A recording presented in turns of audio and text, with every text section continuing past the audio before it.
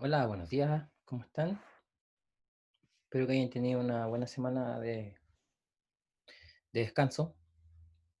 Ojalá que haya sido eso, descanso. Y bueno, vamos a la última parte del semestre. Vamos a esperar unos par de minutos para que pueda conectarse más personas a la clase. ¿De acuerdo? Ok. Buenos días de nuevo, para los que se integraron un poquito después. Un recordatorio solamente. Les voy a compartir pantalla. Estas son las actividades y evaluaciones que nos quedan. En fondo gris está lo que ya está hecho y está evaluado. Y nos quedan tres evaluaciones grandes. Nos hubieran quedado dos, pero tenemos programado para este viernes un control recuperativo. Y ese control recuperativo es opcional. Quienes quieran, a ver, si han faltado algún control, den el control recuperativo para que ahí reemplacen esa nota. Y quienes quieran subir alguna nota en especial, ese control recuperativo también les va a servir. Les hago hincapié que el control recuperativo, hasta la materia que vimos ante el receso, eh, no es que vaya a preguntar de cualquier tópico, pero lo que pregunte es de todo lo que hemos acumulado en el curso, ¿ya? No va a ser un control tampoco tan más largo que los demás, van a tener máximo una hora, como casi todos los controles han tenido, pero ah, van, a, van a poder ah, encontrarse con preguntas que requieren la materia del primer certamen. Por ejemplo, calcular alguna fugacidad en compuesto puro, porque van a usar Lewis Randall para calcular la fugacidad del compuesto en mezcla, por ejemplo. Así es que ténganlo en cuenta para quienes quieren hacerlo. No necesitan decirme previamente quién los van a dar, solamente conéctense al momento y yo les voy a dejar las instrucciones en aula. ¿Ya? Entonces, ¿alguna pregunta respecto a esto? Ya sea en voz alta o en el chat, como prefieran.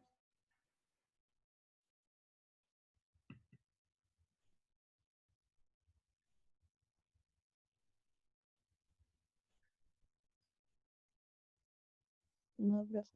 Ya, ok, súper. Gmail, les voy a compartir ahora.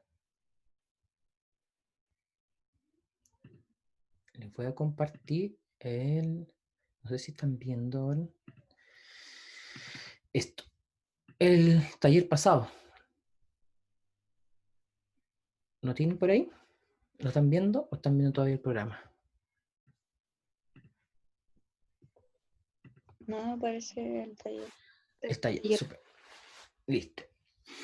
Entonces, en este taller les entregaron un montón de información, de tal manera de que pusieran en práctica algunas cosas que son esenciales cuando uno analiza un sistema que está en equilibrio líquido-vapor, ¿ya? Sobre todo si no sigue la vialidad o, o lo que es equivalente, que la ley de Raoult no ajusta bien los datos, no sirve como modelo, dado que los datos se comportan distintos. Y nos daban, aparte de los datos, les daban ciertos datos específicos. Por ejemplo, nos dan un punto para el compuesto 1. Disculpe que le mueve tanto esto, pero el primer compuesto era acetato de metilo y el segundo era 2-butanol. ¿Ya? Y acetato de metilo les daban ahí un punto de equilibrio. Para el 2-butanol les daban una condición de calor latente y un volumen de vapor saturado, y además le daba las condiciones críticas, independientemente de que faltaban algunos datos aquí, se podían calcular. ¿Ya? Por ejemplo, en la tabla de propiedades críticas, el Z crítico era presión por el volumen molar crítico dividido por RT crítico, y ahí les daba el parámetro. Si bien se te lo pueden calcular, no sé si era necesario que lo usaran. Parámetro de, ¿cómo se llama? Que diga el factor acéntrico. Para 2-butanol tenían temperatura crítica, le da el volumen crítico y el Z crítico. Dado que está el Z crítico, pueden calcular la presión crítica. Si también tenían la condición. ¿Y cuál es la gracia de esto? El punto crítico es un punto de equilibrio también. Por lo tanto, se puede usar. Y ustedes ya con la información que tenían 2 puntos para estimar la presión de saturación en función de la temperatura para cada compuesto. En el caso del acetato de metilo, tenían el punto crítico y ese punto del equilibrio líquido-vapor, y en el caso del 2-butanol tiene el calor latente con el volumen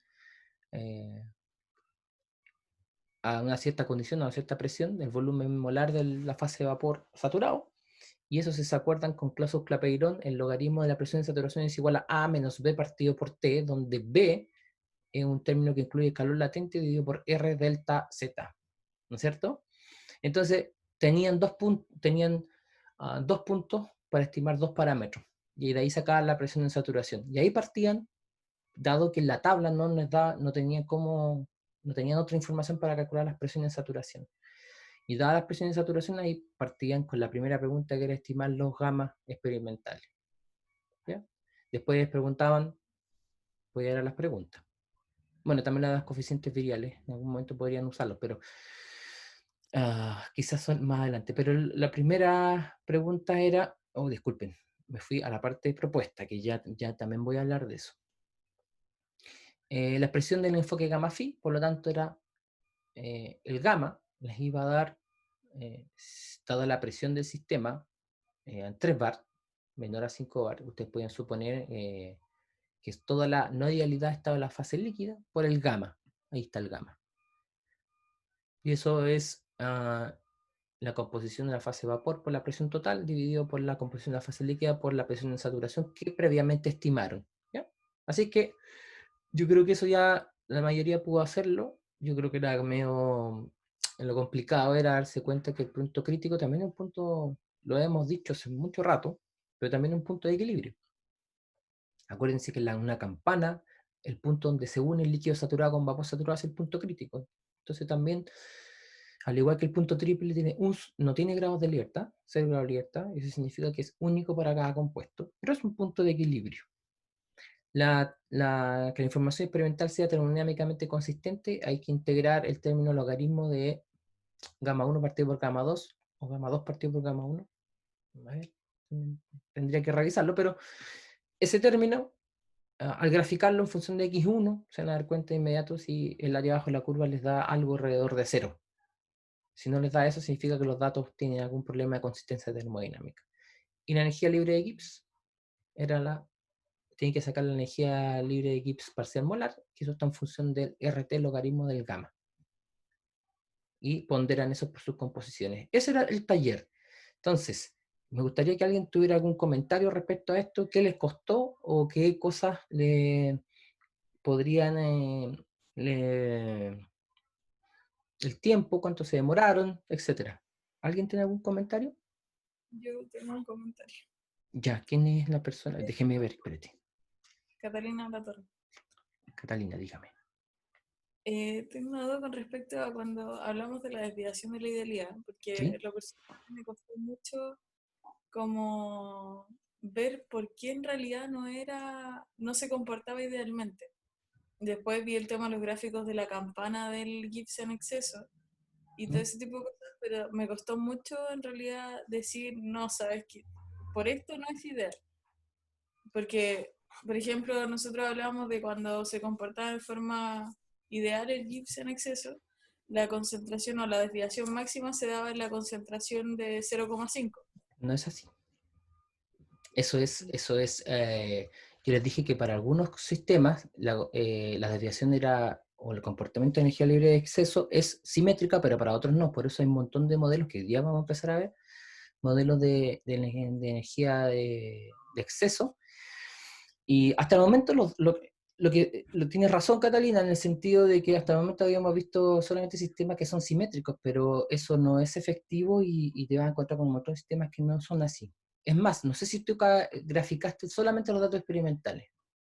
Yo creo que por ahí viene la primera confusión, porque no te daba una temperatura máxima ni azeótropo, ¿no es cierto?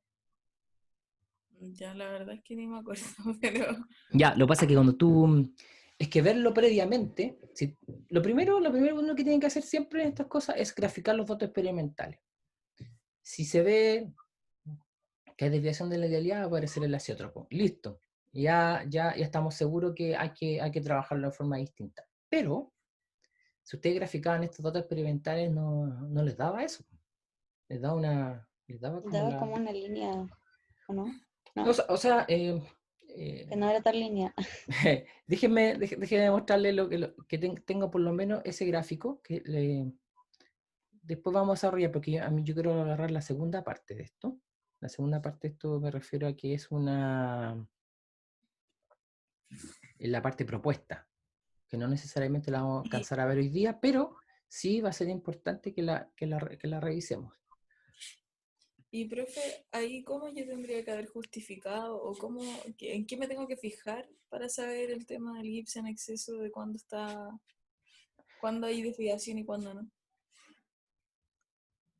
Eh, es que lo que no entiendo es si tú quieres saberlo muy pronto o, o incluso haber terminado el ejercicio y haberse dado cuenta. Si terminas el ejercicio y te das cuenta que el cambio de energía libre de Gibbs o la energía libre de Gibbs exceso, la de exceso, no es una línea recta que pasa no es I igual a cero.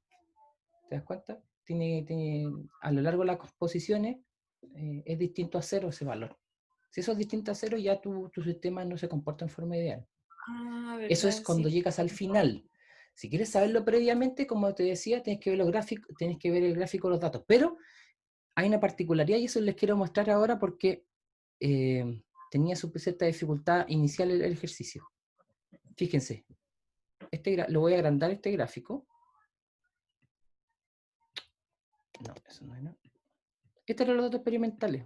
Y a priori no se veía que eran no ideales. Entonces lo que tenías que hacer, o lo que tendrían que haber hecho, es decir, ok, estamos hablando de tiempo infinito, ¿de acuerdo? Aquí estaba bien dirigido lo que tenían que hacer.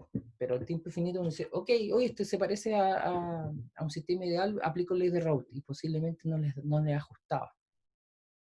Luego voy a intentar lo siguiente. Aquí solamente tenían que irse directo a la instrucción y lo primero de todo que se dan cuenta que explícitamente no tenían la presión de saturación. Y eso es un buen ejercicio, porque eso les va a pasar en la práctica cuando ustedes tengan que revisar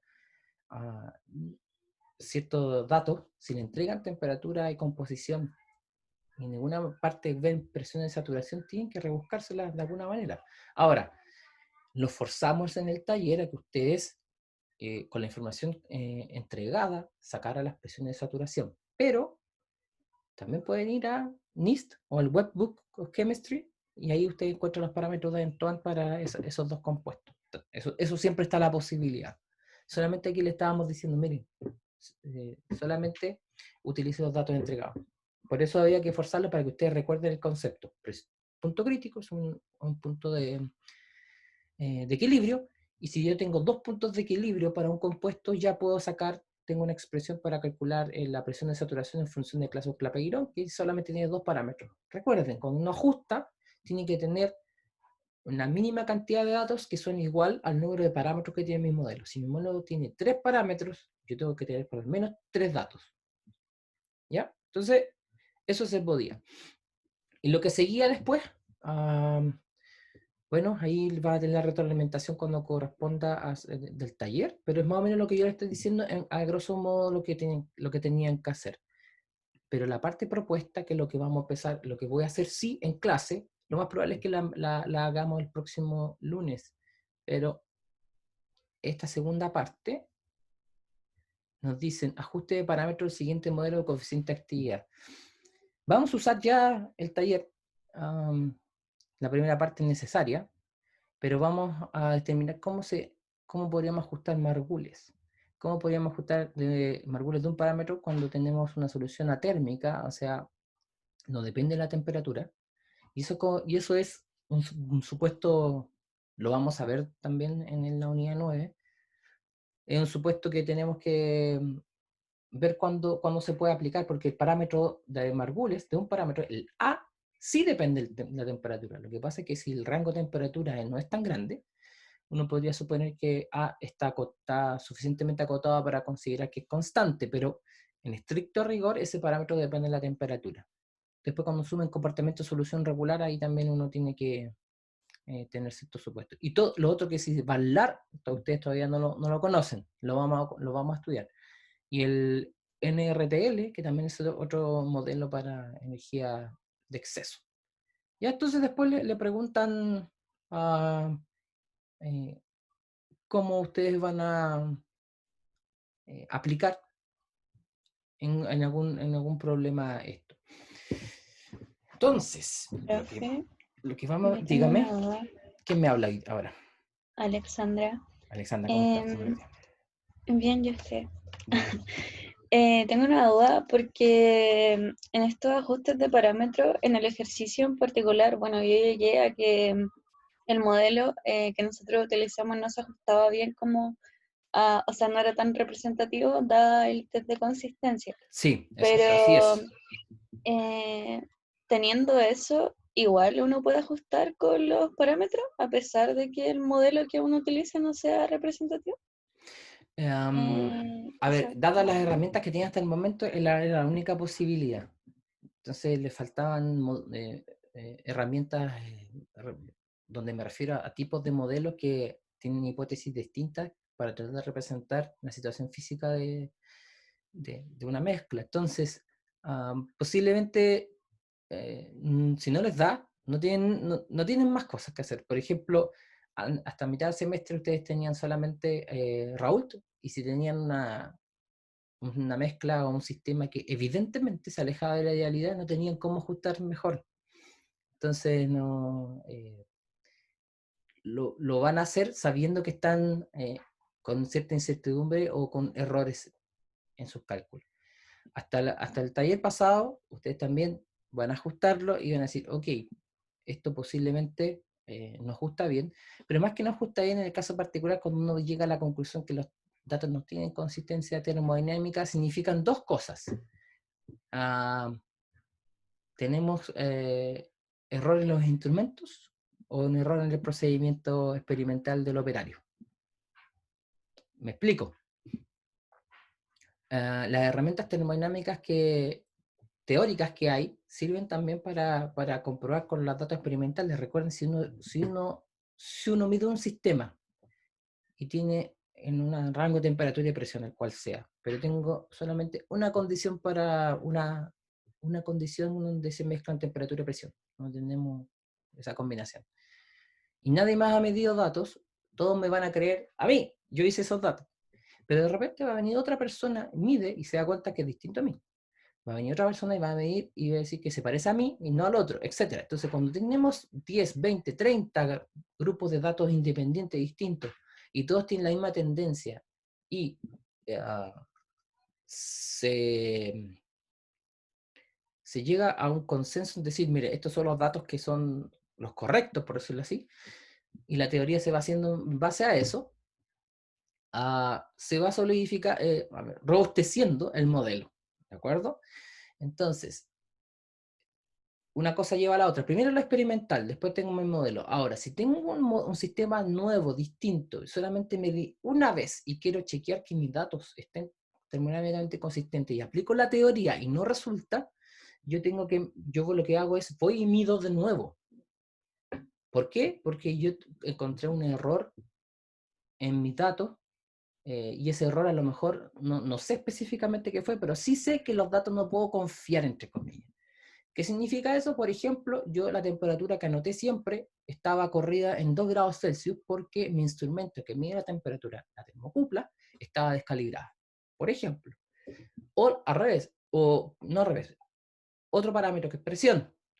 Mi transductor de presión o mi manómetro, lo que esté usando para medir la presión, está descalibrado también, y a veces la descalibración no es lineal, sino que a presiones bajas no tiene problema, pero sumo la presión del sistema y se va, cada vez me da un error más grande.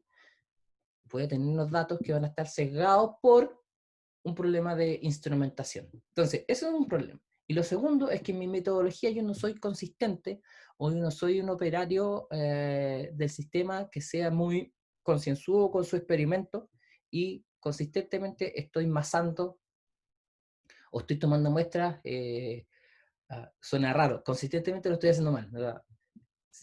Lo hago al lote, mido aproximadamente, no soy súper preciso en las mediciones. Luego mis datos pueden dar cualquier cosa. Sobre todo si los instrumentos, los equipos que tengo no me permiten independizarme del operario, porque hay distintas formas de medir el equilibrio. Hay cosas que interviene mucho una persona y otros que son muy automatizados. No es lo mismo que yo tenga una muestra de la fase líquida, la fase de vapor, que yo la tenga que sacar, que sea un instrumento automáticamente que la mande a un equipo de análisis. ¿Ya? Entonces, obviamente todo depende del presupuesto. Entonces, cuando yo tengo datos que no son consistentes termodinámicamente hablando, yo lo que voy y repito el experimento.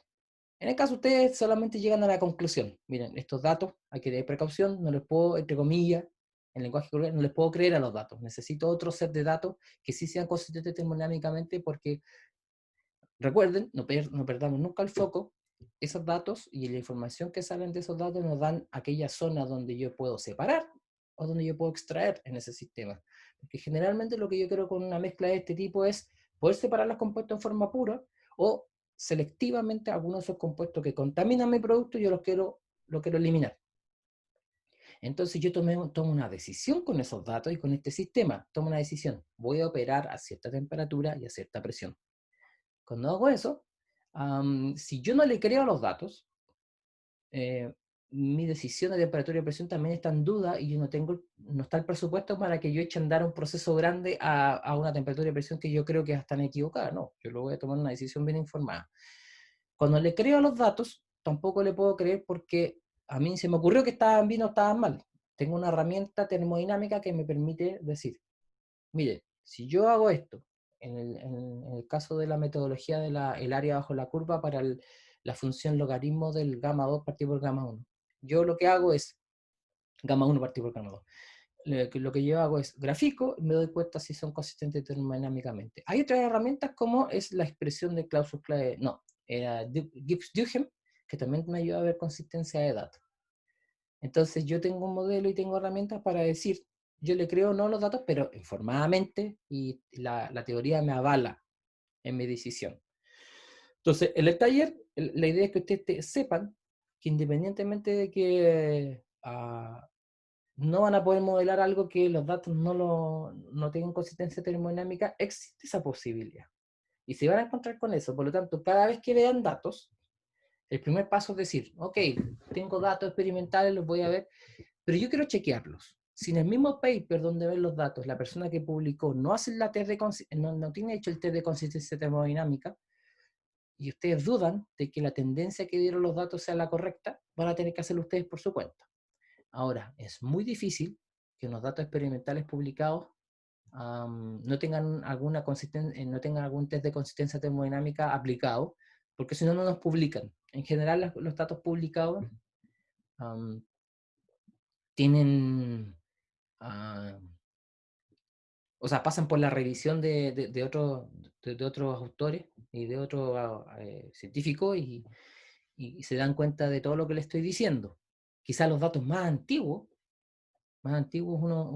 había menos herramientas, sobre todo en la parte experimental, equipos y análisis. Pero los datos de 10 años hacia atrás, hace 10 años en adelante, probablemente tengan todos los test estadísticos, además, no solamente termodinámicos, estadísticos de que esto funciona bien. Una cosa importante que tienen que saber, no tienen por qué saberlo ahora y a lo mejor alguien nunca lo va a vivir en la práctica, es que los equipos tienen sus propias la propia precisión y eso indica que el dato que yo tengo tampoco es que sea a prueba de balas, que sea una verdad absoluta. El dato que tengo hay ciertas incertidumbres, se le llaman, inherentes al operador o al sistema que estoy midiendo. ¿Por qué? Porque mis instrumentos no son 100% precisos. Entonces, la temperatura que yo mido es más o menos 0,01 Kelvin, por ejemplo. La presión que yo mido es más o menos 0,1 megapascal, no sé, o kilopascal, lo que sea. Entonces yo toqué mi instrumento y uno puede tener sistemas muy complejos de medición donde uno empieza a propagar ese error solamente de los instrumentos que yo no tengo cómo evitarlo y pues yo puedo tener un dato que sea más o menos 30%. Así es que no es que esto sea a prueba de balas, funciona, muy bueno, pero nosotros lo que en definitiva lo que estamos tratando de hacer es modelar algo que en el laboratorio estoy tratando de hacer de la mejor manera posible y que muchas otras personas que están a lo mejor midiendo el mismo sistema que yo llegan a la misma conclusión que yo, ¿ya? Así que tienen que tener todo el mapa en su cabeza. A esta altura, obviamente no tienen la experiencia porque ninguno de ustedes ha ido al laboratorio a medir, pero yo se lo estoy tratando de transmitir porque me ha tocado medir el equilibrio y no es fácil. O sea, con esa tabla que ustedes ven aquí en el taller, obtener esa tabla no es para nada, no es para nada trivial. Son, a ver, depende que, no me acuerdo cómo era ese trabajo, dónde están estos datos, pero posiblemente ahí hayan 3 meses de trabajo. Pero 3 meses donde obtuve los datos, puede ser un poco menos, pero obtuve los datos. Pero antes tuve que aprender a usar un equipo y validar un equipo. Entonces puede haber sido 6 meses de trabajo para obtener esa tablita. Así que no es tampoco llegar y tomar datos. Por eso nos tomamos la molestia de hacer todos estos modelos. Imagínense que yo quiero cambiar las condiciones del sistema. Voy a medir, no, yo que necesito los datos la próxima semana, no necesito, o tomar la decisión para la próxima semana, no necesito estar 6 meses en el laboratorio para tomar una decisión. No da el tiempo nomás. ¿Ya? Entonces, siempre la idea es asociar esto a algún proceso, y yo le estoy nombrando todo el abanico de posibilidades que tienen, y la práctica obviamente aquí nos va a ayudar a tomar ciertas decisiones. Hay gente que es experta en esto, mira los datos, lo mismo que hicieron ustedes en el taller, consistencia termodinámica, lo hacen en un ratito, ven la energía de Gibbs de exceso, se dan cuenta que el sistema no es ideal, y deciden si le van a crear los datos solamente haciendo una pequeña operación matemática como la que hicieron ustedes, el test del área, o la canción de Gibbs-Duhem. Pero eso es experiencia de gente que se dedica a investigar en esto.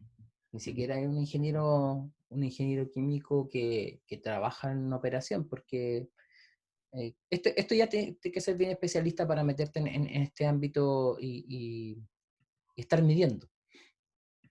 No es mi especialidad primaria el tomar datos experimentales para equilibrio de fases, pero lo he hecho. Mi memoria fue en equilibrio de fases y lo he hecho consistentemente durante este tiempo. No es la principal actividad, como les decía, pero me ha tocado hacerlo. Y en el laboratorio tengo una celda de equilibrio también, así que se puede hacer experimentos en Campus San Joaquín. Si alguien alguna vez está interesado en esto, le gusta el laboratorio, tiene paciencia y es metódico o metódica para trabajar, siempre está la posibilidad, si se puede trasladar al paraíso, el profesor Juan de la Fuente, el que se dedica a investigar 100% en obtención de datos de equilibrio líquido-vapor, o el equilibrio sólido-líquido, o solubilidad, etc. Todo lo que tiene que ver con equilibrio. ¿Ya? Bueno, le pasé la propaganda al profe de la Fuente. Entonces, esta es nuestra unidad ahora. Antes de empezar la unidad, ¿alguna otra observación?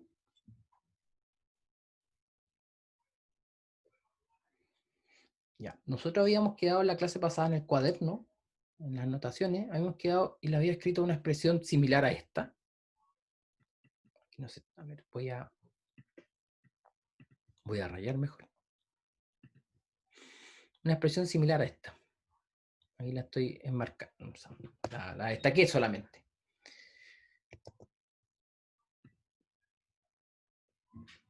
Ya, esta expresión que está ahí, ¿qué nos indica?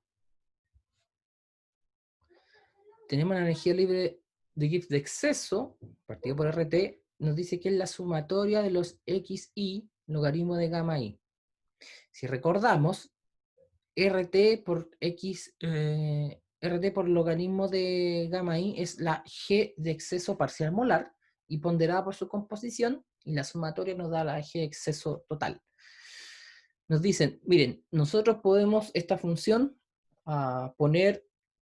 calcularla o estimarla con una función matemática que tiene un montón de parámetros, esos C1, C2, C3 son parámetros que hay que estimar, y composición de cada uno de los compuestos involucrados. Aquí dicen, ok, en estos sistemas son hasta n compuestos.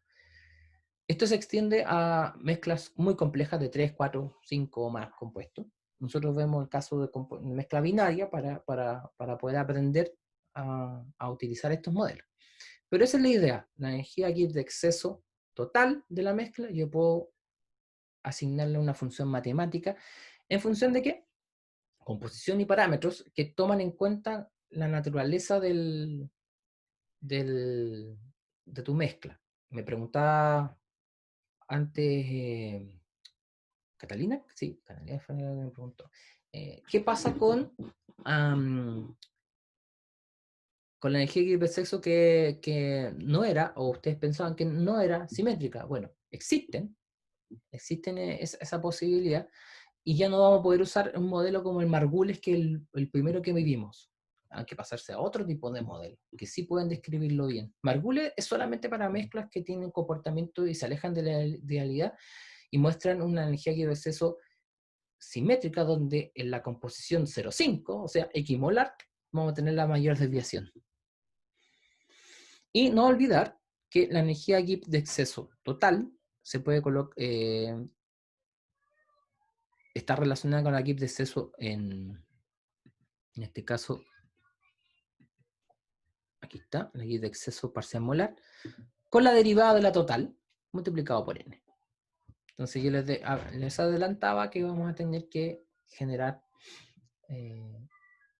todo esto, funciones matemáticas para el gamma, derivando y acordándonos de cómo derivar. Y con acordándome de derivar no le estoy mintiendo, porque la regla de la cadena se nos olvida cuando estamos derivando. Así que vamos a tener que practicar un poquito. Y esta es la primera función, que es la energía de exceso a x1, x2. Y ese a depende de la temperatura en el Margules. Y si se fijan, si tenemos x1 por x2, x2 es 1 menos x1. Por lo tanto, va a aparecer un x1 al cuadrado. Por eso se forma una función parabólica. Entonces, esta expresión ya la revisamos, cómo se obtenían los gamas de esta manera.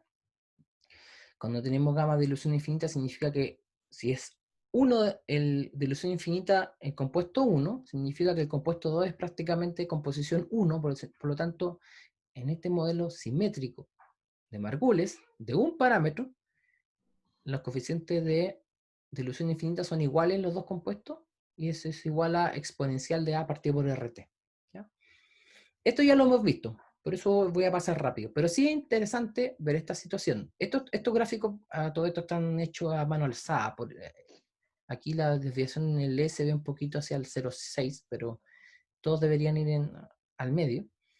Pero si se fijan, hay desviaciones positivas a la idealidad y negativas también. A esto tienen que llegar ustedes. Teniendo este gráfico, ustedes pueden retroceder y hacer, como por decirlo así, ingeniería inversa. Teniendo ese gráfico pueden ir hacia atrás, y pueden obtener todo lo que necesitan. ¿Cuál es la particularidad? Que para cada uno de estos gráficos uno lo tiene una temperatura fija.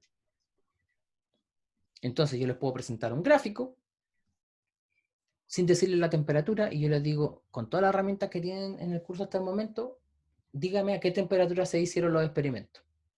¿Ya? Ya es un desafío grande, porque tienen que revisar todo.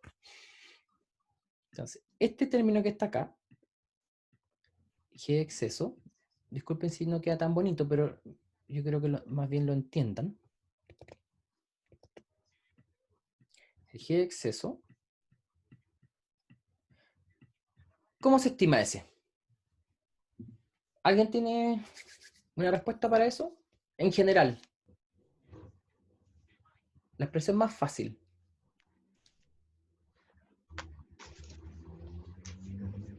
No fue lo que vimos en delante, ¿no? ¿Sí? ¿Cómo era? ¿Te acuerdas? Era la sumatoria de los XY por el logaritmo natural de gamma I por RT. Ya, súper bien, pero lo hace más fácil aún.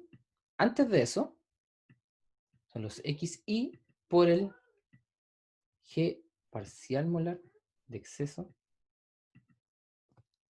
La letra de exceso me cuesta hacerlo. Estoy pintando acá, esto no es letra.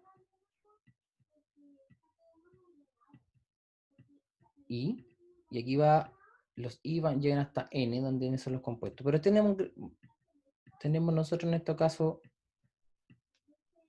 ¿ya? Y este de acá, como bien nos dijo Alexandra, es RT por logaritmo natural de los gamma.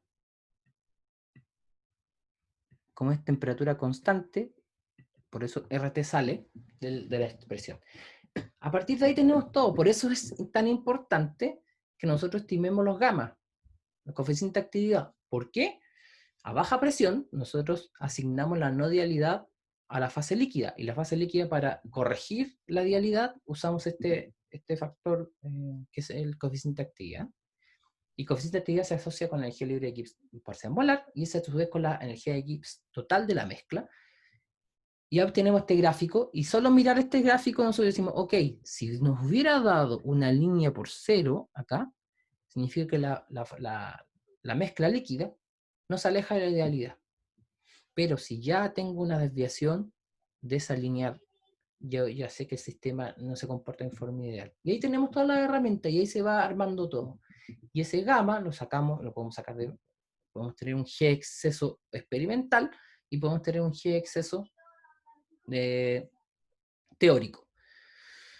Voy a cambiar el color para decirles lo siguiente. G de exceso. Déjenme ver. Estoy tratando de... No me cambió el color. ¿Por qué no me cambió?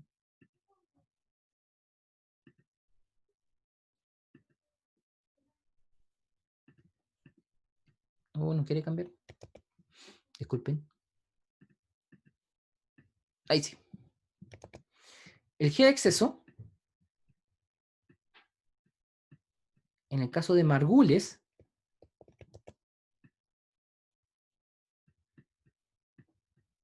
es A x1 por x2. Y recuerden que la composición siempre va a ser nuestra variable independiente. Entonces, si yo les doy un gráfico como el A es esta que está acá arriba. Disculpen que no queda tan bonita, pero ustedes ya me entienden. Si yo les doy esa curva, ¿cómo estiman A?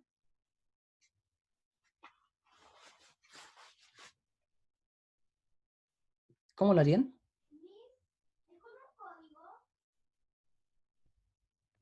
¿No está en función como de la disolución infinita o no? Arriba aparecía como una fórmula. Ok. Ya, eso eso es interesante. ¿No? Sí, pero pues antes incluso, Alexander, voy a la parte matemática. Si yo les doy datos experimentales que me dan esta línea, ni siquiera que fuera línea, me dan puntitos experimentales. ¿Cómo tengo mi modelo? Si esos son puntos experimentales. Eso es toda la información que tienen y les da esa forma.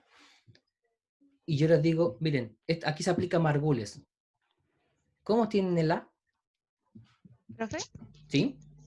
Yo lo que haría es pasar dividiendo x1 por x2 al g de x. ¿Ya? Bien, eso es correcto, pero te van a quedar a todos distintos, ¿no es cierto? Y ahí sacaría un promedio. Ya, eso es una muy buena alternativa. Te ahorráis un solver. Pero ¿qué pasa si yo hago un solver también, ¿no es cierto? ¿Y el solver cómo sería? Súper bien. Esta es la primera pregunta que está propuesta en el taller, por eso estoy hablando de esto. Tengo un dato experimental, un x1, voy a tener un x2, ¿no es cierto? Voy a multiplicarlo por a. Y tengo mi a. Luego, según hago que el primer dato, tengo lo mismo, x1, pero un segundo dato, x2, y el mismo a. Entonces son celdas. Y voy a tener tantos datos como, o voy a tener tantos puntos como datos no entregados. Entonces, tengo una celda aparte donde tengo la, y esta es mi función para la composición de X1, X2. Veo el punto experimental en una celda al lado y hago la diferencia al cuadrado. Entonces, sumo las diferencias al cuadrado y esa es la función que yo minimizo, sujeto a cambiar A. Y si eso lo comparan con lo que me acaban de decir, un promedio de los A, van a estar muy cerca. ¿Ya? Pero también se puede hacer con solver. Pero la otra forma de hacerlo con promedio también es adecuado. Pero de ahí se van a dar cuenta que A no va a tener el mismo valor. Pero va a estar acotado lo suficientemente. Entonces tienen dos formas de hacerlo, como me acaban de explicar. Despejo G de exceso dividido por X1, X2, me da la para cada punto, hago el promedio, o simplemente hago la función punto experimental con el modelo elevado al cuadrado, que sumo todo eso, minimizo, sujeto a que A vaya cambiando, y tengo el mismo A para todos los casos. Esa es la primera pregunta propuesta en el taller. Entonces, si ustedes, por su cuenta, lo vamos a hacer la próxima clase, pero si ustedes lo toman, lo quieren hacer durante, bueno, de aquí al lunes, traten de hacerlo de las dos formas. Lo vamos a hacer sí o sí. Entonces, el próximo lunes lo que vamos a hacer es ejercicios. Vamos a terminar ese taller, que es lo que está propuesto. ¿Ya? Pero para terminarlo todo necesito avanzar porque esto es solamente margules y tenemos al menos 9 modelos distintos. No es que vamos a usar los 9, hay algunos que son más usados porque son mezclas más simples, pero hay mezclas complejas que necesitan algunos modelos que tienen más parámetros. Recuerden, entre más parámetros tengo, puedo ajustar cualquier cosa, pero también pierdo un poquito la validez física de esos parámetros. Terminan siendo parámetros de ajuste solamente, no tienen un sentido físico. Por ejemplo, A, ¿en qué unidad está A? ¿Qué unidades tendría A? No, no tiene, ¿o sí? Porque X1 no tiene, X2 tampoco. Ya, pero La dejé de exceso, la dejé de exceso. Ah, súper bien. ¿Ya? Yo por mol. O energía por unidad de masa. Recuerden que en termodinámica, desde la primera ecuación de estado que se expresa en forma molar, usamos moles como unidad de masa. ¿Ya? Claro, yo por mol. Así que, si alguien nos pone todo esto por kilogramo, nos complica un poco la vida porque hay que empezar a multiplicar o dividir por peso molecular, etcétera. Pero recuerden que siempre hemos trabajado en molar todo el curso con estas cosas. Ya, entonces, esto es lo que hay que hacer para módulos. Dígame. Que me quedó una duda con el solver ahí. Yo haría un mínimo cuadrado con qué A.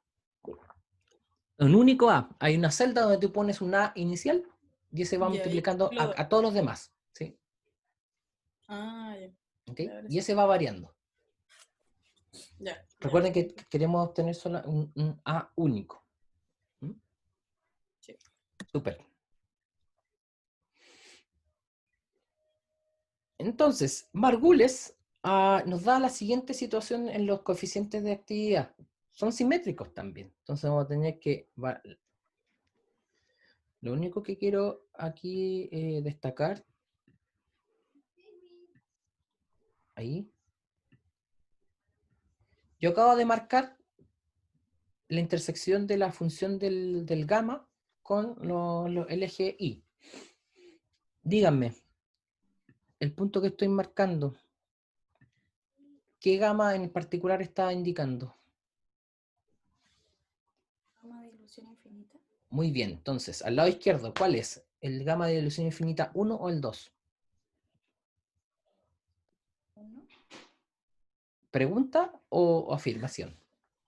No sé. Recuerden que ilusión infinita se refiere a que la composición es muy pequeña. Entonces aquí las composiciones de X1 tienden a 0, entonces el gamma 1 de ilusión infinita y al otro lado tenemos el gamma 2 de ilusión infinita. Y una de las cosas que les pregunté la otra vez era, la función no llegaba hasta 0. Llegaba antes, entonces uno hace una proyección de cómo vienen los gamma y ahí es la intersección y ahí tiene, no es que uno junta 0, el valor 1 aquí con la función, o el último, quizá el último valor puede decirse acerca de la solución infinita. Pero claro, eso es lo que tienen que identificar bien. Pero con Margules, los gamma son iguales, son simétricos y van a tener una intersección de estos en 0,5. Pero hay sistemas que no sucede eso, que el gamma 1 tiene una función totalmente distinta al gamma 2. Pero Margules no es capaz de predecir eso. Entonces, Margules, dentro de la no idealidad de un sistema, es el más simple de todos. El que describe aquellos sistemas que se desvían no tanto de la idealidad. ¿no? La desviación es fina. Pero aquí empezamos ya con otros modelos. Y aquí entramos cosas nuevas. Todo lo que está de alguna u otra manera lo hemos visto. Pero aquí empezamos un modelo nuevo que se llama modelo de Redlich-Kister. Y este puede, como les digo, puede tener tantos parámetros que queramos que va a poder modelar cualquier cosa, pero se pierde un poquito el sentido físico de esos parámetros. Es como cuando ustedes hacen en Excel un ajuste con una cuadrática, después ponen una cúbica y a la cuarta, a la quinta, etcétera, y van a tener de repente un ajuste perfecto. Pero esos parámetros que encontraron no tienen ningún sentido físico. Es más, si ustedes quieren extrapolar o quieren determinar algo en otras condiciones, no pueden, porque esos parámetros están hechos dentro de un cierto rango. Pero sirve. Recuerden, los modelos no es que un modelo sea correcto y el otro no. Significa que los modelos tienen que ser útiles. Y si nuestros supuestos se acercan a la realidad, ese modelo va a ser más útil aún. Fíjense, si B, C y D son 0, esta parte de acá es Margules. ¿No es cierto? En Redlich-Kister, si ustedes tienen ahora esta parte de acá, A, B, distinto de 0, y C, D y los demás parámetros son 0, eso se llama Margules de 2 parámetros. Y eso sí ya empieza a dificultarnos la vida en las derivadas. Fíjense, para obtener los gamma de esto, lo que tengo que hacer es derivar esta expresión. Si alguien quiere hacerse más o menos la idea en la cabeza ahora, trata de empezar a derivar y se va a encontrar con ciertas situaciones. Porque acuérdense que para derivar hay que pasar esto primero a moles. X1 es N1 partido por N1 más N2. X2 es N2 partido por N1 más N2. Y así sucesivamente. Entonces, la expresión queda un poquito larga. Le aseguro que si usted tiene una plana de un cuaderno común y corriente, al menos usan una plana para derivar el gamma 1. Tienen que asegurarse, la primera vez uno no lo sabe. Este posiblemente sea simétrico también, pero en algunos modelos no es simétrico y hay que volver a derivar para el gamma 2. Así es que el trabajo que hay detrás de derivar implica tiempo de resolución. Así es que vamos a tener que practicar bastante para que se den cuenta cuánto se demora. Entonces, en la práctica, lo que más se usa de modelo Redlich-Kister es lo que también llamamos Margules de 2 parámetros, cuando A y D son distintos a 0, que está acá. ¿Ya? Entonces, aquí le están entregando cómo calcularlo eso en forma automática. Nos dicen que, miren, los gamma son esta función alfa 1x2 al cuadrado, beta 1 x2 al cubo, cuando alfa 1 es eso y beta 1 es eso, que está acá abajo. ¿Pueden usarla directamente? Sí, pueden usarla, pero les recomiendo como ejercicio que deriven y se den cuenta que van a llegar a eso.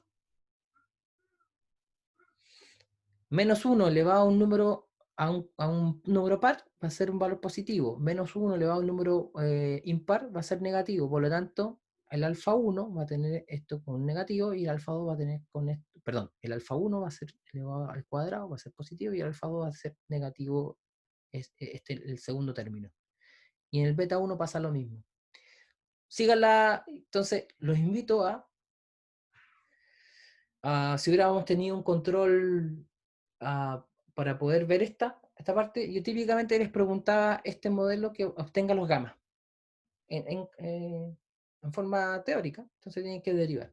Entonces hagan ese ejercicio a ver cómo nos resulta. No lo quiero hacer en clase porque realmente, o sea, desarrollarlo y que me sigan en clase es un poquito tedioso. Pero si quieren, yo les puedo, lo puedo hacer y la próxima clase se los entrego, se los subo a la página para que comparen su desarrollo con el mío. Eso sí puedo hacer. Pero para eso no tiene mucha gracia que ustedes miren un desarrollo. La gracia es que ustedes lo hagan. Y dan este tipo de cosas. Muy interesante. Y aquí lo que preguntaba Catalina al principio. Existen los G de acceso que no son simétricos. Es más, existen aquellos que tienen más de un máximo. Aquí hay una desviación positiva en esta composición, después cambia el tipo de desviación y después vuelve a cambiar. Y eso depende para poder, fíjense, igual que en Excel, si tengo una función media rara, yo le pongo más parámetros a mi ajuste polinómico y se ajusta bien. Bueno, aquí sucede lo mismo. En el caso de A, que tenemos una parábola que es simétrica en el centro, en la composición 0,5, solamente A distinto a 0 y B y C son 0.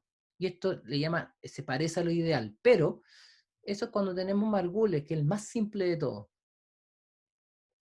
En cambio, cuando A y B son distintos a 0, en el caso B, solamente tenemos un paso de la función por 0 y cambia el tipo de desviación. Y ya cuando tenemos 3 parámetros distintos a 0, tenemos estas situaciones. Entonces, el modelo Rayleigh-Kister por lo menos nos entrega la posibilidad de, si experimentalmente determino que G de exceso me da una función polinómica, distinta a una cuadrática, o a una, bien dicho, pero una parábola, yo Rayleigh-Kister lo puedo usar. ¿Ya? De nuevo, A, B y C dependen de la temperatura, pero más que eso, solamente puedo decir que son parámetros de ajuste. Entonces, si la mezcla es muy compleja, yo agrego parámetros.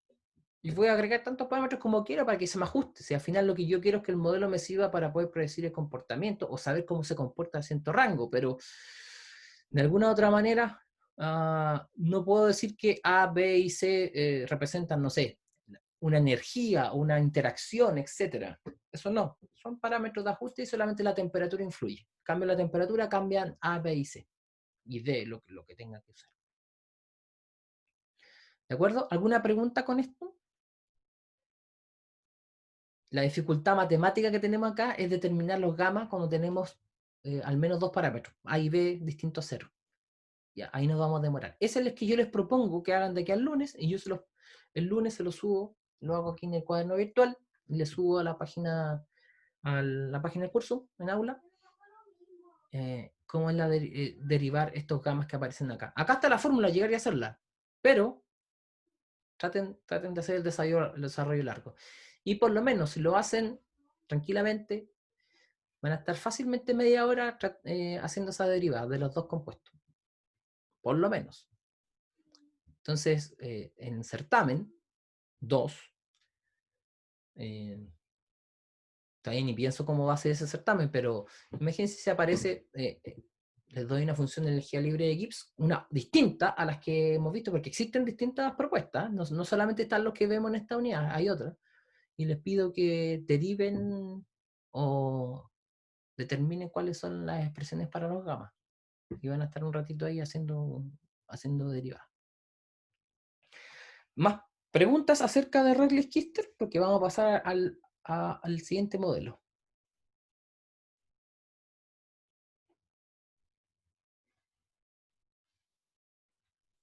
Profe, ¿Sí?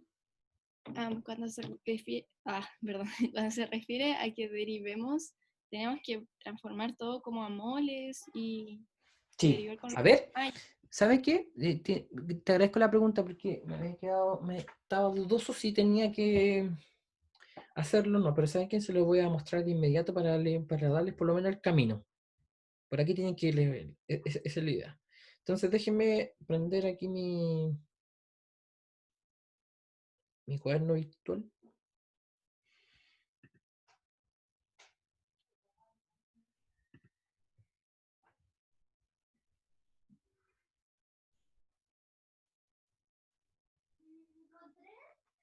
¿Me escuchan? ¿Sí? Sí. Sí, sí. Lo que pasa es que tuve que cambiar.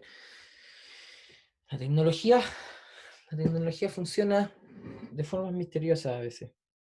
Entonces, tengo una red de internet acá en la casa, que es la Wi-Fi. Funciona. Mi proveedor es BTR. No sé si alguien tenía experiencia buena o mala con BTR. A mí no me ha funcionado relativamente bien durante este tiempo. Pero tengo dos señales. Una que es la común y corriente y otra se llama 5G dentro de la casa. Esta transmisión tengo un iPad aquí para donde hago los cuadernos. Transmisión de aquí a Zoom en el 5G. Si tengo seleccionar la otra red simple, no me funciona. Entonces, tengo que cambiar la red cada vez que si no lo hice al principio, tengo que cambiarla.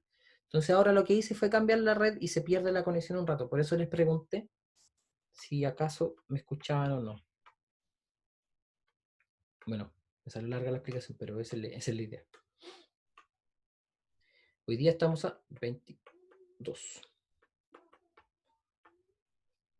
Pasó rápido julio, ¿no es cierto? Ya, vamos al cuaderno.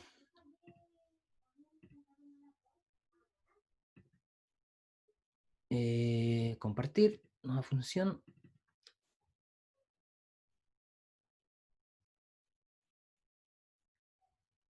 Ya. Están viendo el cuaderno. Redley-Kister. Recuerden que los modelos son de energía libre de exceso. Y ahí, a partir de eso, sacamos los coeficientes de actividad. ¿Ya? Entonces, Redley-Kister, voy a hacerlo abreviado. Redley-Kister. Es de este tipo. G de exceso. Voy a anotarlo de nuevo la expresión para que nos vayamos familiarizando. Estas partes no son tan divertidas en termo. Bueno, espero que alguien al menos encuentre divertido termo, pero bueno, es un ramo complicado, eso lo tengo claro. Pero siempre tratamos aquí de asociarlo a cosas de proceso, que es lo más interesante. Por eso supongo que están aquí en esta carrera. Recuerden, si nosotros tenemos esto igual a 0, nos queda esta parte de acá, y eso también se le llama margules de dos parámetros. Si nosotros tenemos esta parte de acá nomás, esto es margules común y corriente, ¿no es cierto? Ya. Entonces, voy a copiar solamente el margules de dos parámetros o Redley-Kister con A y B distintos a 0. Entonces, vamos a tener la situación que A distinto a 0, B distinto a 0, y aquí tenemos que C igual a 0, D igual a 0, etc. Todo lo que corresponde. Entonces, G de exceso nos queda x1, x2, a más b, x1 menos x2. Y yo les digo, gamma 1 y gamma 2, ¿cómo se obtienen? Y lo primero que tenemos que recordar es lo siguiente, que G de exceso, parcial molar, de un compuesto, a ver, hagámoslo al tiro, el compuesto 1 va a ser la derivada con respecto a N1, ya que es compuesto 1, de N por G exceso molar de toda la mezcla. ¿Y cómo se asocia esto? A los gamma, que el G de exceso parcial molar es RT logaritmo de gamma 1. ¿Se ve? Entonces lo que tenemos que hacer es derivar para el gamma 1 con respecto a N1, N por G de exceso. Y lo voy a anotar con otro color para que se note cuál es el G de exceso. X1 por X2 por A más B x1 menos x2. Recuerden que esto se mantiene constante, lo voy a dejar de anotar, pero es temperatura, presión constante y los NJ distinto a I. Ya, pues hay que derivar ahora. No es para nada muy corto esto. N1 más N2 es N total, ese N que está ahí. Lo voy a referenciar acá para que lo tengan en cuenta. Y empezamos a transformar. N1 más N2 es X1. N2, N1 más N2, A más B. Entonces, uno pueden hacer como quieran. Recuerde que si lo colocamos en función de N1 sale un poquito más fácil. Si alguien se acuerda, X1 menos X2 es lo mismo que es X1 menos 1 menos X1. Esto es 2X1 menos 1. Es lo mismo. Entonces lo que yo digo, ok, voy a hacerlo de esta manera que me sale más fácil. 2N1, N más N2, menos 1. Hago toda la matemática, etcétera, y empiezo a derivar después. Entonces, si se dan cuenta, no es trivial. Nos vamos a tomar un buen rato derivando. Eso es lo que yo les estoy proponiendo que ustedes hagan. Yo lo voy a continuar después, y después lo subo a la página el lunes, a aula, y comprueban con su desarrollo. De tal manera que lleguemos a las mismas expresiones que salen en el apunte. En el apunte salen las expresiones ya hechas, con una cierta expresión de alfa y beta, etc. Pero que ustedes pueden obtener por su cuenta también para que calibren cuánto se van a demorar. ¿Se entendió entonces lo que no es obligatorio obviamente, pero se los recomiendo que lo hagan? De tal manera que ustedes tengan una idea de cuánto se van a demorar derivando. Porque en algún momento quizás les va a tocar derivar cuando el modelo ya no sea otro. Hay gente que propone distintos modelos de energía guiado de acceso porque hay sistemas que son distintos, se comportan distintos. ¿Y por qué surgen este tipo de modelos que no son los típicos que se estudian? Porque las necesidades van cambiando. Antiguamente había ciertos sistemas que eran típicos en ciertas industrias químicas o petroquímica, lo que sea, y de repente viene una nueva industria o nuevos requerimientos y hay compuestos que antes siempre han sido tóxicos, pero antes no había restricciones, ahora sí hay restricciones y se tienen que incorporar nuevos compuestos en mis mezclas. Y las mezclas cambian. Entonces, ¿tenemos información de esas mezclas? No, voy al laboratorio y mido. Y luego, no quiero seguir midiendo, bueno, ¿cuál es el modelo que me sirve? ¿Sabes que de todos los modelos disponibles no hay ninguno que me sirva? Luego yo sí me he detectado que la función de esto se parece a... Y ahí propongo un nuevo modelo matemático para energía de exceso, con ciertas restricciones. ¿De acuerdo? Entonces, esto no es tan inmediato y lo que lo estoy presentando en esta unidad son todos los modelos de energía de exceso que típicamente se han estudiado en el pasado. ¿Ya? ¿Preguntas? ¿Quedó claro cuál es lo que les estoy proponiendo? Para que de alguna u otra manera ustedes practiquen. Suena raro, pero para que practiquen las derivadas. ¿Ya?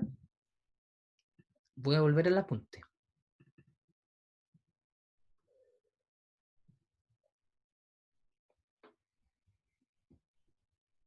Entonces, ahora viene un modelo que se llama de Vol. Un apellido alemán, por eso, no Wol, ¿ya? Pero Vol. Y este ya tiene un sentido un poquito, sentido físico en sus parámetros, o se refiere a la interacción. Tiene una notación, digamos, no muy afortunada. Es tediosa la notación, pero hay ciertas simplificaciones que vamos a hacer. Entonces, vamos viendo por parte. Yo le voy subrayando aquellas partes importantes que ustedes tienen que fijarse. Entonces, el modelo equivalente significa que va en la forma de la función g de exceso es similar, pero ahora en vez de usar parámetros de ajuste cualquiera que depende de la temperatura, usemos algo que tiene que ver con fuerzas o energía de interacción. Entonces, primera afirmación importante, hay un sentido físico a los parámetros. ¿Y por qué siempre queremos dar el sentido físico a los parámetros? Claro, porque si no, el fenómeno va cambiando, pero depende de las mismas variables, yo voy a ser capaz de que mi modelo sea suficientemente flexible como para adaptarlo a otras situaciones. ¿Ya? Entonces, hay cierta notación acá, G de exceso, RT, bueno, está la composición y aparecen nuevos parámetros acá. Primer parámetro, Z que aparece acá, es una composición que tiene que ver con el volumen y la ponderación del volumen. Vamos viendo, está en función de las composiciones, X, X1, X2, lo que sea, y el Q, ¿qué es lo que es Q? Aquí está Q, corresponde a la medida del volumen de las moléculas. O sea, el tamaño de las moléculas empieza a tener injerencia en este modelo. Por lo tanto, si yo necesito comparar en una mezcla compuesto 1, que es una molécula pequeña, con compuestos de una molécula grande, este modelo podría servirnos. ¿Se fijan cómo empezamos a discriminar?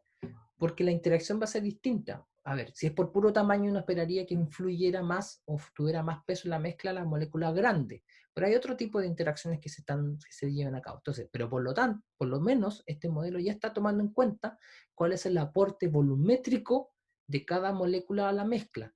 Y aquí volvemos al concepto inicial que ustedes aprendieron en balance de materia, que no se pueden hacer balances por volumen, sino que puede ser masa, expresada en kilogramos, o en moles, cantidad de materia, pero no en volumen. ¿Por qué? Porque la forma como se distribuye la materia y se organiza en el espacio hace que los volúmenes no sean aditivos. Ya, estamos comprobando aquí que los Q tienen que ver con la medida del volumen de cada molécula. Tenemos los AI, fíjense, está AI1, AI112, AI122, bueno, ya les voy a explicar la notación, pero AI cuantifica la interacción energética entre las moléculas presentes. ¿Y qué significa, por ejemplo, AI12? Es la interacción entre la molécula del compuesto 1 y la molécula del compuesto 2. ¿Qué es lo que es AI112? Significa que hay dos moléculas del compuesto 1 y una molécula del compuesto 2. Después A122, ahora hay dos moléculas del compuesto 2 y una del 1, etc. Entonces, ¿se fijan? Esta cuestión puede ser hasta el infinito. ¿Ya? Entonces hay ciertos supuestos y simplificaciones del modelo, pero ya tenemos dos cosas importantes. Recuerden, en vol contamos el tamaño de las moléculas en cuanto a su volumen, y hay acá hay una composición, los Z son la composición volumétrica de la mezcla, y tenemos los parámetros A, que son interacción energética. Y la interacción energética va a ser entre dos moléculas distintas, entre moléculas iguales y otra distinta, y así sucesivamente. ¿Ya? Entonces, la única situación que vamos a considerar en esto, para hacerlo más simple, que la hipótesis que la mayor probabilidad es que las moléculas en la solución interactúen de a pares. No de grupos de A3, sino que molécula 1 con la molécula 2 interactúan. Otro pareja de molécula 1 y molécula 2 interactúan. Entonces eso hace que los A1,2 son los únicos distintos a 0. ¿Qué me permite decir eso? Que todo este grupo que está acá es lo vamos a considerar despreciable, y solamente vamos a quedarnos con el 2A1, 2, Z1, Z2. ¿Ya? Entonces, tres cosas. Resumen de Boole. Consideramos la composición volumétrica, donde vamos a poder comparar el tamaño de cada molécula. Vamos a considerar la interacción entre esas moléculas, y decimos que la interacción es de a pares, y solamente el parámetro A12 es el que va a ser distinto a 0. ¿Ya? Pero ya tenemos algo que tenga que ver con algo físico, por decirlo así. Si nosotros en este modelo hacemos las derivadas, nos va a quedar logaritmo de gamma 1 de esa manera y logaritmo de gamma 2 de esa manera.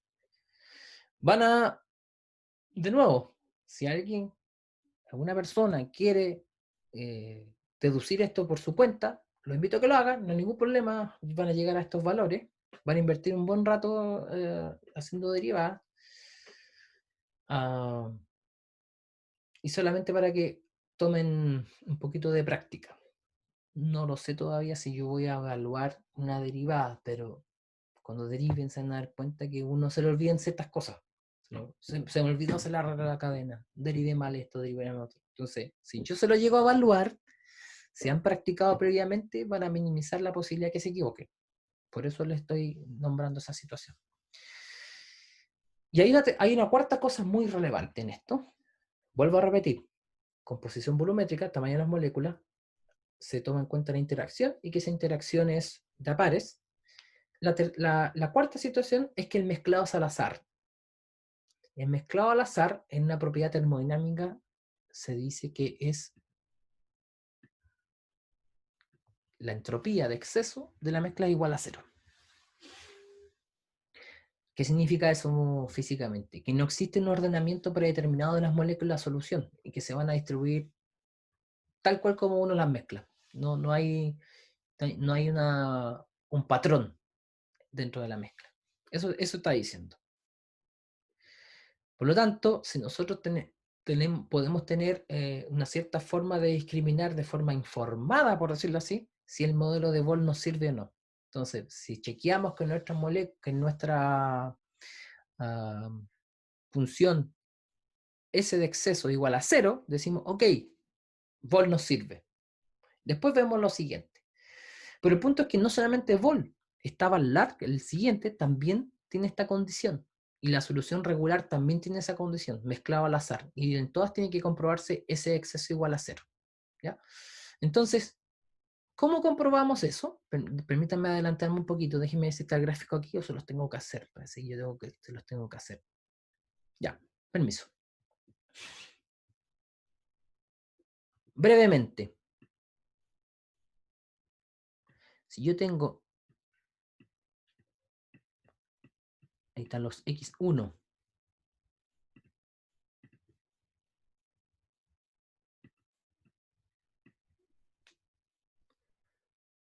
Oh, me quedó feito eso. ¿Ya? Y tengo G de exceso.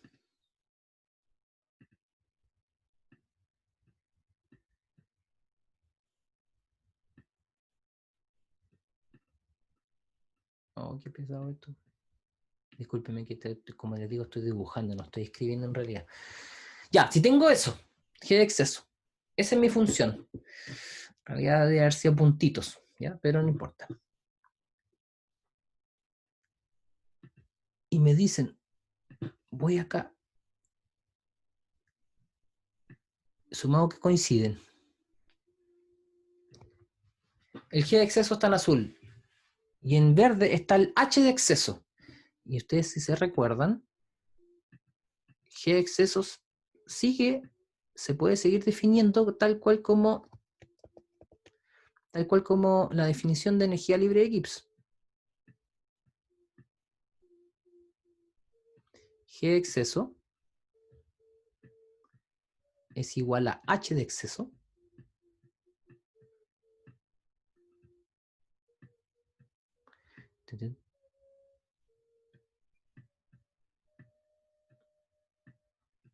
más o menos, que alguien me corrija. ¿Ah? Menos, ¿no?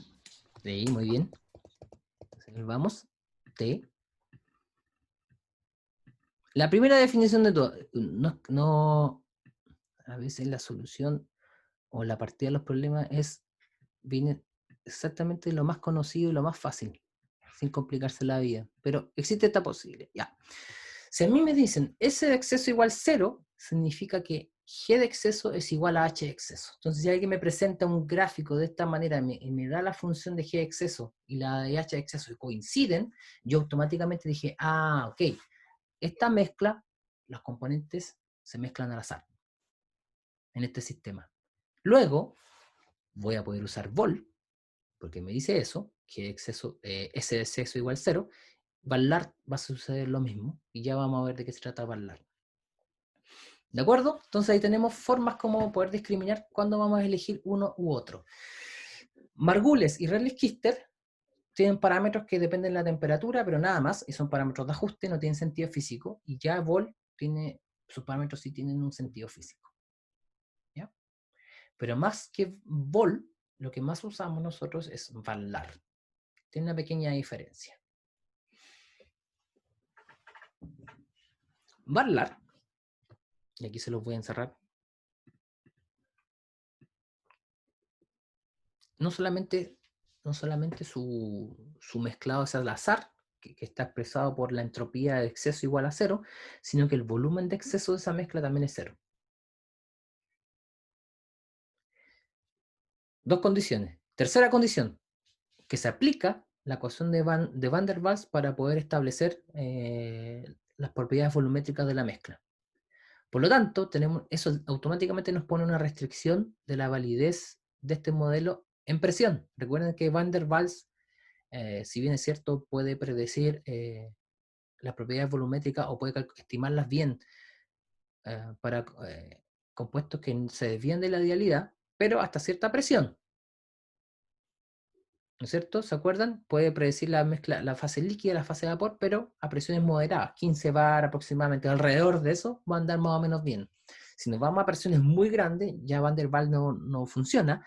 Si no funciona Van der Waals como ecuación de estado, si no la podemos usar, luego el modelo de Van Laar tampoco podemos usarlo. ¿Se dan cuenta? Otra instancia donde podemos discriminar qué modelo vamos a usar. Pero si se dan cuenta, la mayoría de los procesos y los ejemplos que uno puede encontrar siempre están a presión bajo el 5 bar, o sea, considerarlo ideal, o alrededor de 10, 15 bar. Muchos procesos van a tener. Entonces, Van Laar se usa mucho. Porque hay toda una explicación acá, hay un desarrollo, pero el resultado final nos vamos a dar cuenta que Van Laar es bastante... tiene su complejidad en cuanto a las derivas, pero es bastante fácil de aplicar. Y se van a dar cuenta por qué. Entonces, Van Laar, si mi mezcla tiene un S de exceso igual a 0, un volumen de exceso igual a 0, y yo puedo usar la constante de Van der Waals para determinar las propiedades volumétricas, yo voy a usar el modelo de Van Laar para la energía Gibbs de exceso. La energía Gibbs de exceso, aquí está la definición, y a su vez la definición de H es U más PV. Y si se fijan, si S de exceso es 0 y el volumen de exceso es 0, significa, fíjense cómo se determina esto, que G de exceso es igual a U de exceso. U de exceso es la energía interna menos la energía interna ideal. Recuerden que la energía interna es una de las formas como la materia acumula energía. El primer experimento que vino en Termo 1, cuando les presentaba la energía interna, el experimento de Joule, ¿se acuerdan?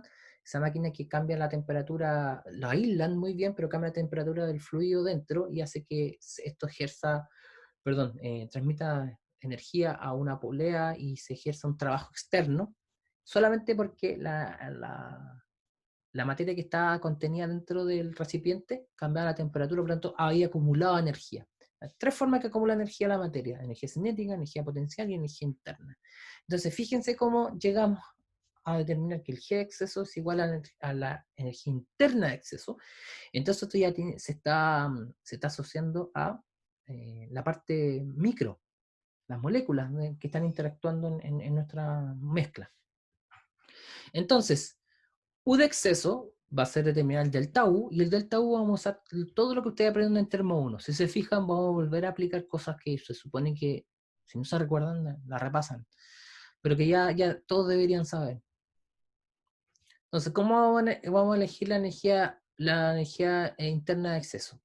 Como les dije, tiene el modelo de Van Laar tiene una resolución y un desarrollo bastante largo y bien teórico, pero ¿cómo lo vamos a usar al final nosotros? No necesitamos estimar siempre U, a menos que el profe se le ocurra una pregunta y tengan que estimarlo, ¿ok? Ya, pero en general se puede evitar hacer toda esta parte más larga. Pero para estimar el U de exceso, vamos a usar, como es una propiedad de estado, que podemos usar cualquier camino, lo importante es el punto inicial y el punto final. Entonces, aquí se llama la trayectoria utilizada para el cálculo de U de exceso, donde vamos a usar todo lo que sabemos de la situación ideal.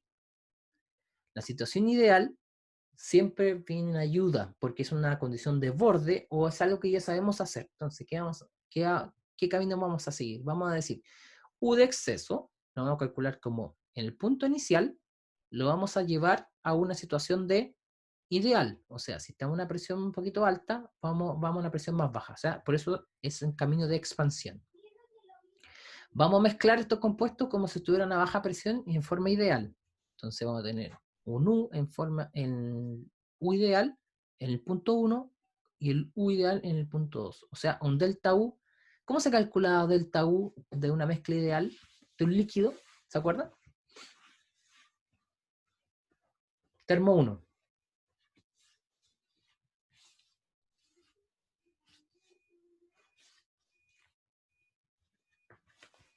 ¿Se acuerdan cómo calculaban un delta U?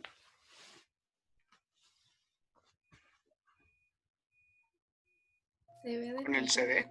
CB delta T, ¿no es cierto? Muy bien. Entonces, vamos a usar eso. Acá vamos a un proceso de expansión. Entonces, este cambio que está acá ideal es CB delta T. Y después el punto final lo vamos a llevar al punto final correcto, verdadero, que sería con un proceso de compresión. Por lo tanto, vamos a tener que estimar esta energía de expansión y esta energía de compresión en cada uno de estos casos. Esa es la trayectoria que propuso Ballard para poder estimar este delta U. ¿Por qué? Porque delta U, que nos da el de exceso, o sea, que tanto nos alejamos de la idealidad, nos va a dar el G de exceso. Ese es el camino que estamos haciendo. Entonces, ahí está propuesto cómo vamos a estimarlo. El delta U está en función de los delta U individuales de cada compuesto. Recuerden que ya son 2 compuestos, entonces es un poquito más compleja la mezcla. Entonces, tenemos el delta U ideal y el delta U de mezcla, los agrupamos, y cuando tenemos delta U, para asociarlo con la ecuación de estado de Van der Waals, etc. Vean el desarrollo de ustedes. Se dieron cuenta que es bastante largo y tedioso. No es algo trivial. Y van a llegar que el G de exceso es una expresión de este tipo. De ahí viene. Pero fíjese que es un desarrollo termodinámico súper consistente. O sea, estamos usando funciones de estado. La función de estado lo estamos asociando con propiedades volumétricas que lo estamos estimando con Van der Waals. Y obtenemos la energía líquida de exceso. Entonces, cada uno de los parámetros que aparece aquí en la energía líquida de exceso son parámetros que tienen sentido físico. Y si se fijan, B, ¿de dónde viene B? Es el covolumen de la ecuación de estado de Van der Waals.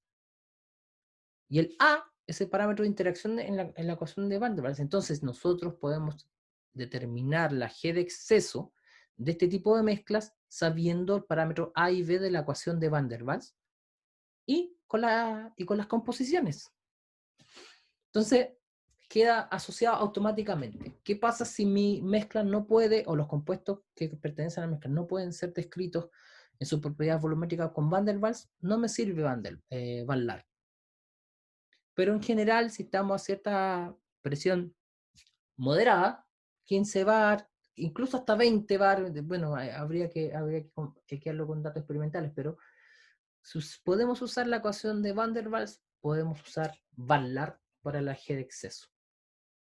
Entonces, ¿qué es lo que hacen? Aquí queda más o menos complejo. Lo que hacen es reagrupar para que quede más bonita la función. Y aparecen estos... ¿qué letra está en el alfabeto griego? En una letra mayúscula. Es un lambda mayúscula, ¿no es cierto? Lambda 1, 2 y lambda 2, 1. Están en función de B, de A, B y de RT. Y ahí nos queda la función de exceso. Miren que queda mucho más bonita. Y están los gamma. Hay que derivar y todas esas cosas. Pero ahí están los gamma. ¿Y cómo obtenemos esto? Devolvámonos para recordarnos de dónde viene. Estos lambda mayúscula dependen de los parámetros A y B de la ecuación de Van der Waals y de RT. Y eso se obtuvieron a través de determinar cuál es el cambio de la energía interna usando Van der Waals como ecuación de estado. ¿Ya? Entonces, Ballard es un modelo que nos sirve y tiene los parámetros que obtienen son parámetros que tienen sentido físico. Ahora, ¿cuál es la gracia de este modelo que es bastante popular para usarlo? Fíjense, esos parámetros A1, bueno, algunos dicen A12 y A21, pero es lambda mayúscula. Se asocian directamente con los coeficientes de actividad en dilución infinita. Entonces todo como que calza bien, todo se ve más o menos bonito. Y tiene sentido físico. Entonces, Ballard es un modelo que vamos a usar consistentemente y es la siguiente pregunta que tienen ustedes en el taller propuesto. ¿Se acuerdan? Les proponían, estime el parámetro A de Margules cuando tiene solución atérmica, o sea que no dependa de la temperatura. Después, de solución regular, la siguiente modelo de solución regular, y después les piden con Van-Laar. Así es que lo único que me queda anticiparles es que el siguiente modelo, que se llama teoría de soluciones regulares, con los autores Schachar y Hildebrand, vuelve a darse lo mismo: G de exceso igual a U de exceso, volumen de exceso igual a 0, S de exceso igual a 0. La única diferencia con el otro es que no necesariamente va a ser Van der Waals la ecuación de estado, pero sí tienen una solución regular donde depende de la fracción volumétrica y un parámetro de solubilidad. El parámetro de solubilidad dice, si dos compuestos tienen un parámetro similar, parámetros de solubilidad similar en valor, esos compuestos pueden ser miscibles. Esa es la teoría de solución regular. Para eso tienen que cumplir G de exceso igual a U de exceso, B de exceso y S de exceso igual a 0. ¿Ya? Esa es la otra de solución regular y eso es lo que ustedes tienen que hacer en el ejercicio propuesto. ¿De acuerdo? Entonces estamos terminando hoy día el horario día de la clase. Entonces la próxima clase vamos a empezar a aplicar hasta este modelo de solución regular para resolver ese ejercicio. Entonces la próxima clase solamente va a ser resolver ese ejercicio, recordando la teoría. Y yo les dejé una tarea voluntaria, que deriven, aquí estoy yendo hacia arriba nuevamente, que deriven a los gamma de Rayleigh-Kister. Ahí está, ese. Siempre como tenemos un modelo que los parámetros no tienen sentido físico y solamente dependen de la temperatura, nos va a dar harto trabajo desde el punto de vista de derivada. Para el caso de los otros que tienen sentido físico, no es tan complicado, pero bueno, depende. Fíjense, después de hacer el de 2 parámetros, qué tan complicado se les pondría si incluimos un tercer parámetro. Y ahí sí que están todo el día derivando. ¿Ya? ¿Preguntas? Jefe, ¿Sí? ¿puedes repetir cuál era ¿El qué? el principio de la teoría de soluciones regulares? Ah, ya. Sí que lo dije rápido, igual lo voy a retomar. En solución regular, al igual que Van der Waals, Van-Laar, tienen G de exceso igual a U de exceso, o sea, significa que tienen mezclado al azar y el volumen de exceso también es 0 en la mezcla. Fíjense lo que es volumen de exceso igual a 0, significa que el volumen de la mezcla menos el volumen de la mezcla ideal es 0. O sea, a pesar de que volumétricamente no se desvíe de la idealidad, el comportamiento termodinámico sí se desvía de la idealidad. Es bien especial. O sea, si ustedes ven en general la idealidad lo que uno primero chequearía es ¿qué pasa con el volumen? El volumen de la mezcla ideal es igual a la mezcla real. Y uno dice, entonces esta mezcla se comporta en forma ideal. No siempre es así. Y esto lo comprueba. Entonces, si estamos mezclando al azar, el volumen de exceso igual a 0, por lo tanto el G de exceso igual a la energía interna de exceso. Pero, ahora, en vez de usar Van der Waals para determinar la energía interna aquí usamos parámetros que le llaman parámetros de solubilidad. Y esas son las observaciones de este caballero Hildebrand. El parámetro de solubilidad de Hildebrand es un numerito que está dado por este parámetro que se llama delta, que además de llamarse parámetro de solubilidad se le dicen densidad de energía cohesiva.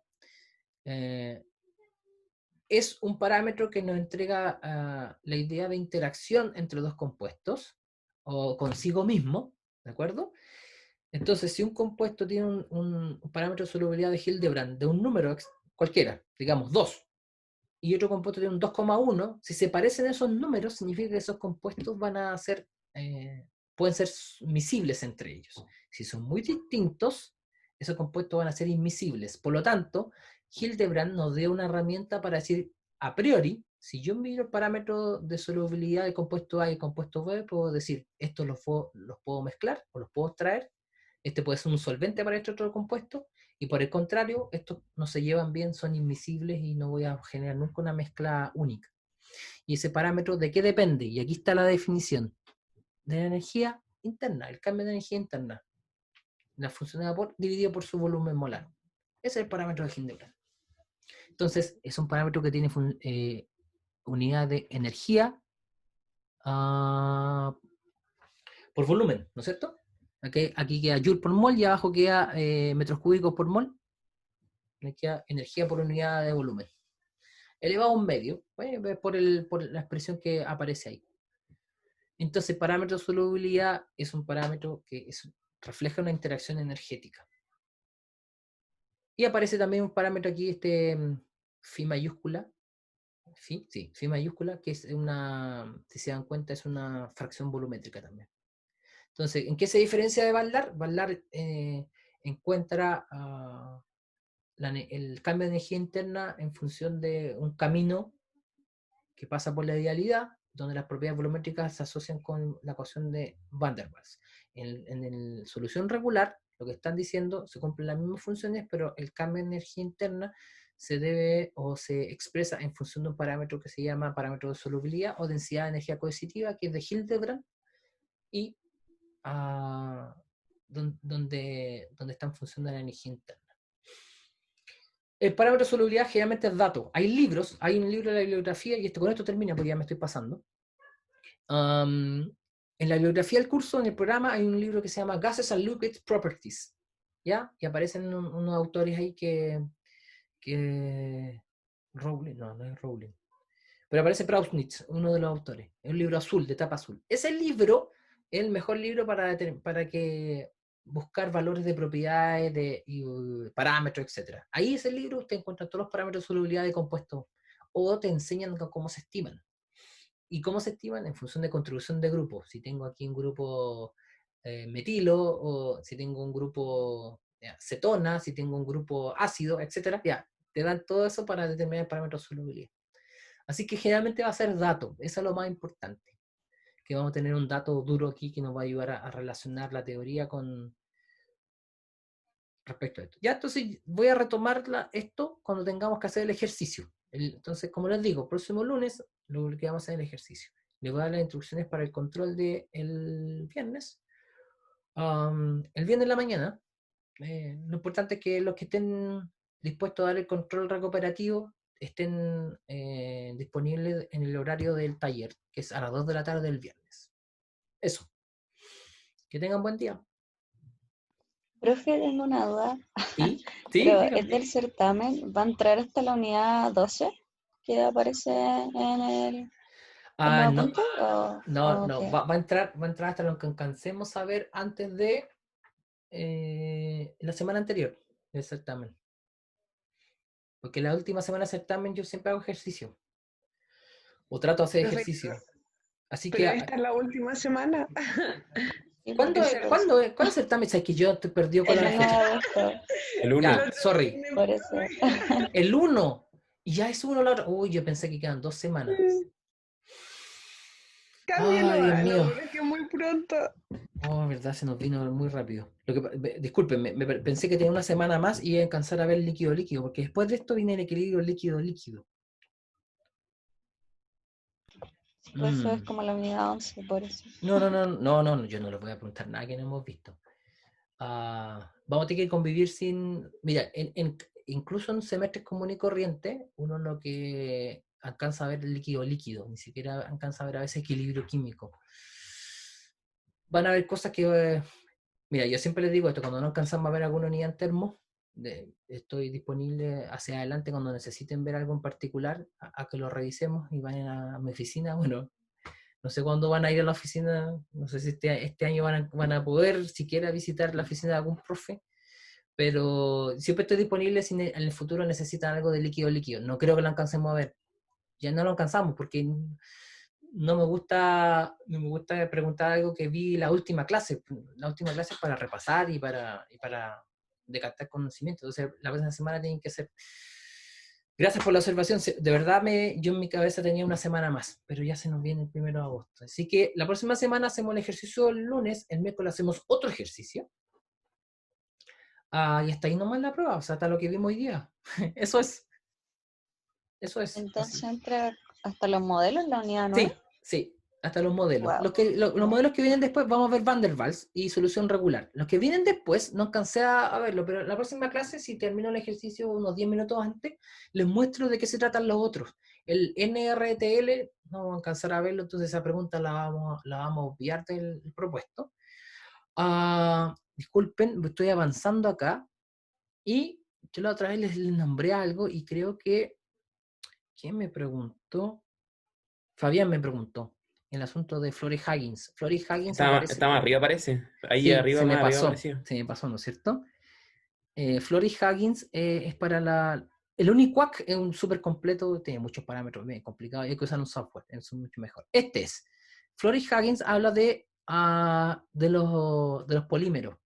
Entonces los polímeros lo primero que hacen es físicamente en una molécula tan larga que hacen scaffold le llaman, algo así, pero una rejilla que donde cuál es la probabilidad de estar en alguno de estos sitios y ver cómo la interacción de esta molécula consigo misma, porque son moléculas muy largas, entonces la teoría de polímeros es totalmente distinta y si alguien alguna vez necesita eso, tiene que ir y a donde aparezca de estos dos caballeros, Florey y Huggins, están metidos los polímeros. Eso es lo que dije la otra vez. Para todos los demás que están antes, fíjense, el NRTL, que no vamos a alcanzar a verlo, se basa en Rayleigh-Gister o en Van Laar. Entonces, lo mínimo que tenemos que saber nosotros es esta solución regular. Entonces, Margules, Rayleigh-Gister, Vol, pero más que Vol, es Van Laar y teoría de solución regular. Esos cuatro son los que yo me sentiría conforme de que alcancemos a verlos bien en un ejercicio para la próxima semana. Para que hagamos para que tengan en la materia clarito para el certamen. Pucha, la cuestión, me faltó una semana, yo quería una semana más. Bueno, en fin. Espero que, si no para el recuperativo, pero no, la idea es que no se vayan al recuperativo. Profe, es que creo que usted nunca modificó las fechas sin la semana de receso, entonces quizás por eso se quedó sin tiempo. Es que mira, ya, mira, lo voy a chequear y les voy a avisar, ¿ya? Pero lo que pasa es que por alguna razón no cambié ese certamen porque después, nosotros el 10 tenemos que tener las notas puestas, así que tampoco es mucho, hay que recorregir el certamen y tener tiempo para hacer el recuperativo, ¿ya? Entonces por eso yo creo que no daba las fechas, nada más que eso. Porque seguramente, no es la idea, pero seguramente más de alguna persona se va a ir al recuperativo. Entonces tengo que tener la holgura para poder hacer el recuperativo y tener tiempo para corregirlo, para colocar las notas a tiempo. ¿Ya? Ya, ahora sí, disculpen que me haya tomado más tiempo, pero es bueno que nos pongamos de acuerdo. ¿Qué es lo que guarde mi puesto? ¿Qué significa eso?